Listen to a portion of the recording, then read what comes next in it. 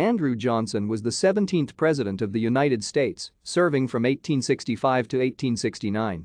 He assumed the presidency as he was vice president at the time of the assassination of Abraham Lincoln. Johnson was a Democrat who ran with Lincoln on the National Union ticket, coming to office as the Civil War concluded. He favored quick restoration of the seceded states to the Union without protection for the former slaves. This led to conflict with the Republican-dominated Congress, culminating in his impeachment by the House of Representatives in 1868. He was acquitted in the Senate by one vote. His main accomplishment as president was the Alaska Purchase.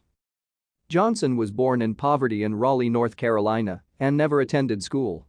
He was apprenticed as a tailor and worked in several frontier towns before settling in Greenville, Tennessee. He served as alderman and mayor there before being elected to the Tennessee House of Representatives in 1835. After brief service in the Tennessee Senate, Johnson was elected to the House of Representatives in 1843, where he served 5 two-year terms. Thank you for watching.